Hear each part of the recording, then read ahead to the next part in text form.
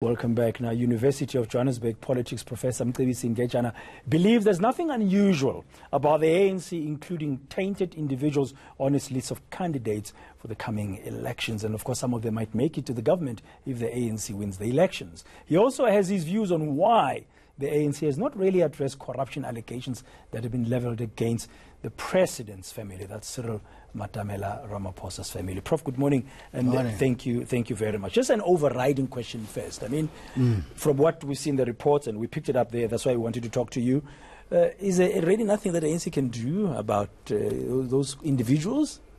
Well, they can, Dan. They can, but they have to be prepared to deal with the consequences of acting harshly against ANC members, because corruption in the ANC is ingrained and widespread.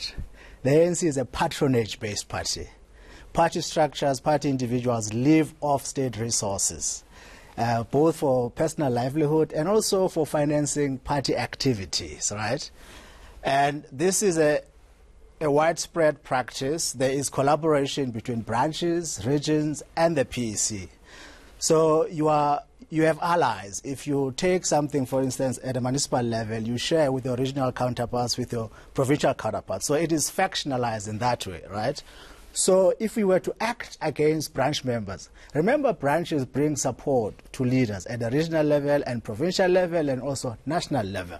So what has happened is that, especially under Jacob Zuma, people have been allowed to loot in return for loyalty to the president. This was Jacob Zuma's way of establishing legitimacy for his own presidency. So patronage became the lifeblood of the party.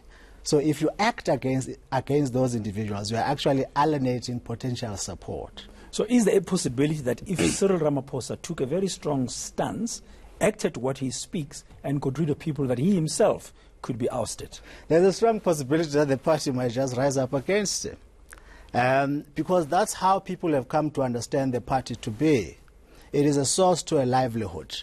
There's no emphasis on values. There's no emphasis on character, but it's all about patronage. That is why in some areas where the ANC is out of power, especially in areas like Nelson Mandela Bay, for instance, it has found it quite difficult to sustain itself because it doesn't have access to resources. The other side then of the question could also be, for example, with Andile Ramaphosa being mentioned in relation to Bosasa, the president having responded in the way he's done in parliament, one would expect then the ANC to protect him and defend him. That is a function of factionalism, because the money that his son got seemed to be fairly explainable, so to speak. It didn't come to Cyril, it came to his son. His son made a terrible decision. Even the money that he had gotten, the 500,000 that he had gotten, that was the norm within the ANC for party leaders, especially those who are going to conference to solicit money. Right? But now the ANC has taken a resolution that that practice is no longer welcomed, so they are starting afresh. But that donation has been manipulated, I think, for factionalist purposes. They take resolutions, like they took resolutions at Nasrec. Yeah. And I saw a headline at the weekend saying that the former president, Kgalema Motlanthe, the former Secretary General of the ANC, says it is worse off now than it was before Nasrec. Would you agree with that sentiment? It is worse off. Well, not worse off perhaps, but it hasn't changed that much. It hasn't changed that much because, for instance, if you take the list, you have a group of dishonorable people, really, who have distinguished themselves with infamy, right? And for a party that has just come out of Nasrec, promising all sorts of things, and you have individuals who represent quite the opposite of the message that you want to send. That tells you that the organization is not too far, hasn't gone far, rather, in terms of changing itself. And that is why I even think that Zweli Mkhize, for instance, will not change local government. That is where corruption is really ingrained. In 2008-2009, for instance, irregular expenditure was about 3 billion rand, and now it stands at 27 billion rand. Irregular expenditures basically means that contracts, tenders have been issued illegally to friends, all sorts of things. Processes have not been followed. Processes have not been followed. So this is the kind of a party that we are talking about. It's its character. It's ingrained within its own DNA. Reforming the ANC reform might be a very difficult task if anybody wanted to do so.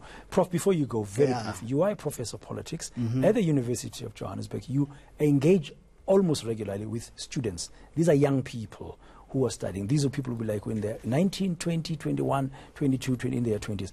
When they hear about this, just in your engagement, very briefly, how do they see all of this? They're very disappointed, very, very angry, especially because they are looking at the ANC quite coldly. They don't have sentimental attachment to the ANC. So what they see is certainly not what the ANC doesn't compute with the memory that they've been told about the ANC. So that is why, for instance, some of them have not registered, because the largest segment of registered voters is between 30 and 39. Those below that age. So our young people between 18 and 20 something. Very few of them. They constitute a somewhat smaller segment of the voting population, yeah.